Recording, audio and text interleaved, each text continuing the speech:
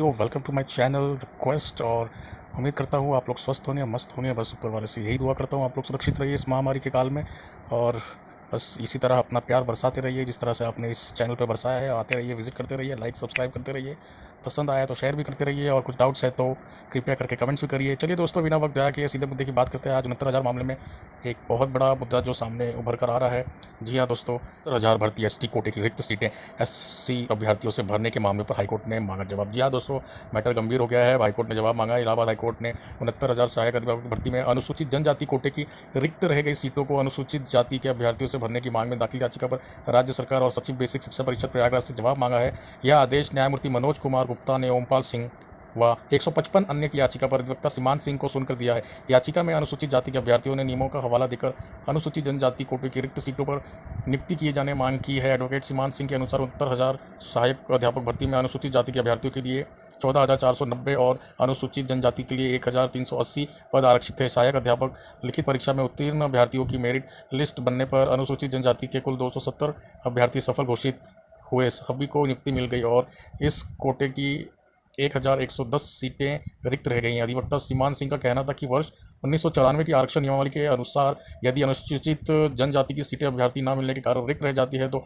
उन्हें अनुसूचित जाति के अभ्यर्थियों से भरा जाए।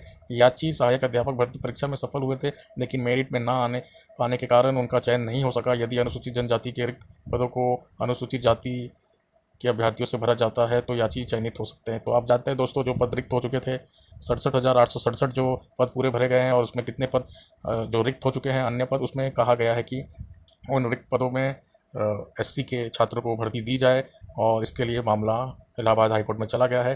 तो अब देखते हैं, सीमान सिंह ने कह दिया कि 1994 की जो आरक्षण नियमावली के अनुसार ऐसा लागू हो सकता है, और जब सीट खाली होती है तो सीट एससी कैंडिडेट को अलॉट कर सकते हैं। तो अब देखते हैं इसके अंदर क्या फैसला आता है। लेकिन ये तो कंफर्म हो गया है कि दोस्तों अब चयनित लिस्ट जो थी वो ज़रूर बदली जाएगी, क्योंकि इस चयनित लिस्ट में आपको मैंने कल वीडियो में बताया था इसके अंदर, और जो शिक्षा मित्र थे जिनका ब्यूरो नहीं था उनके पास वेटेज नहीं दिया गया था उनको, क्योंकि ऑप्शन ना होने के कारण उन्होंने अपना शिक्षा मित्र करके नहीं डाला था, तो इसी वजह से उनको वेटेज नहीं दिया गया था और वो बाहर हो गए थे। तो ऐसे 250 लोग और भर्ती होने वाले हैं चयनित लिस्ट में। तो आप देख रहे हैं चयनित लिस्ट में भर्ती होने की संख्या अब बढ़ते जा रही है। तो चयनित लिस्ट अब वो नहीं हो सकती, क्योंकि अब सबको अधिकार दिया जाएगा, किसको जो जिला पसंद है क्या नहीं है सबको पहले चयनित लिस्ट में रखना पड़ेगा। मेरिट के अनुसार उनको बाद में नहीं रखा जा सकता, क्योंकि फिर उनके साथ अन्याय हो जाएगा। क्योंकि अगर वो चाहते हैं अपना मनचाहा डिस्ट्रिक्ट और उनको दूसरे काउंसलिंग में नहीं मिले तो ये एक सरासर अन्याय होगा। तो इसलिए मेरा यही समझ है कि, और आप लोग को भी समझ होगा कि इस तरह से नाइंसाफ़ी नहीं की जा सकती।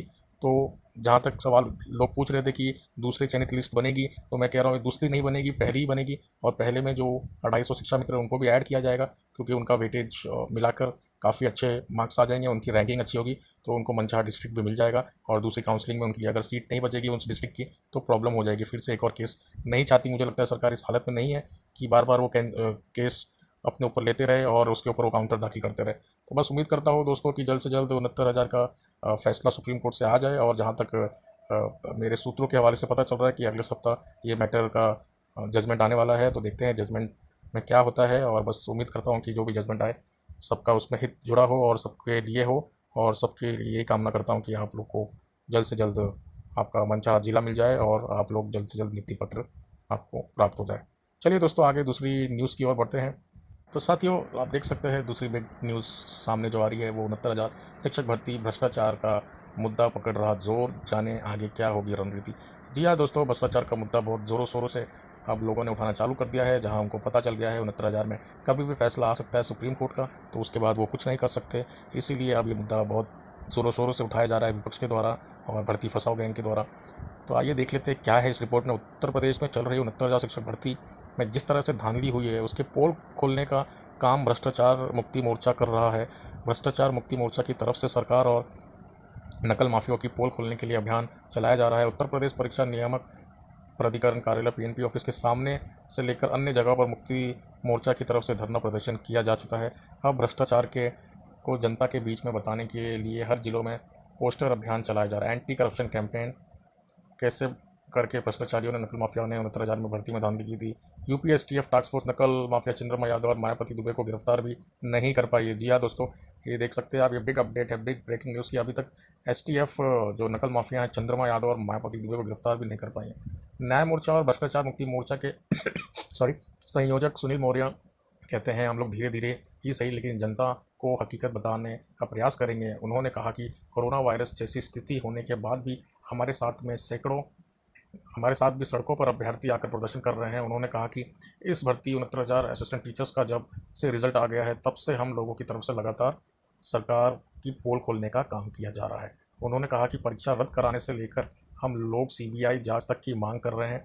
उन्होंने कहा कि प्रयागराज से लेकर पूर्वांचल से लेकर पश्चिम तक और बुंदेलखंड में नकल कराने वाले माफियाओं की गिरफ्तारी सरकार की तरफ से अभी तक ना करने एक सवाल खड़ा करता है कि हमारी कोशिश हम जनता को भ्रष्टाचार की हकीकत को बताएं। और उन्होंने कहा कि इस भर्ती 69,000 से जुड़े हुए प्रदेश के लाखों अभ्यर्थी न्याय मांग रहे हैं लेकिन उन्हें न्याय नहीं मिल पाया है। उन्होंने कहा कि जिस तरह से पेपर लीक होने से लेकर वीडियो तक वायरल हुआ है, भ्रष्टाचार हुआ है, वो वास्तव में सवाल खड़ा करता है। तो दोस्तों आप लोग आइए, इस वेबसाइट पर पूरी न्यूज़ क्या है आप पढ़ लेना, और इसके अंदर पूरी आर्टिकल मैंने अपलोड कर दी है और आप इस पर आकर देख लेना और इसके अंदर आप समझ लेना क्या है।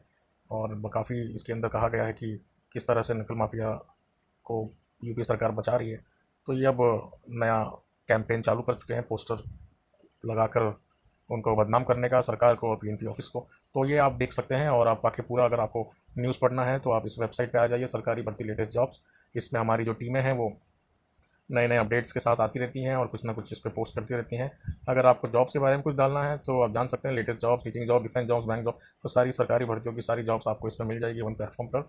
और आपको साथ ही साथ यूपी बेसिक शिक्षा के लिए भी आपके लिए कॉलम बनाया दिया गया है, इसमें आपसे के रिलेटेड सारी न्यूज़ आपको मिल जाएगी। बस आपको आना है यूपी शिक्षक भर्ती में और देख सकते हैं आपके लिए सारी लेटेस्ट न्यूज़ यहाँ पे आपको अवेलेबल है वन क्लिक पर।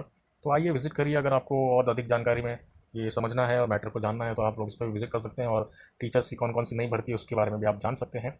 और जाने से पहले साथियों आपको ये बता दूं कि जिन्होंने भी बाराबंकी में काउंसलिंग की थी 3 तारीख को डॉक्यूमेंट्स सबमिट किया था, तो वो अपने डॉक्यूमेंट्स ले सकते हैं बाराबंकी बीएससी ऑफिस से। और टाइमिंग है 3 से 3:30 बजे तक, मंडे से शुक्रवार तक। लेकिन इसमें कोई ऑफिशियल विज्ञप्ति जारी नहीं की गई है, तो आप लोग को मालूम होगा अगर इसमें ऑफिशियल विज्ञप्ति नहीं दी गई है और डॉक्यूमेंट्स आप ले लेते हैं तो आप ही जिम्मेदार होंगे डॉक्यूमेंट्स अपने लेने के।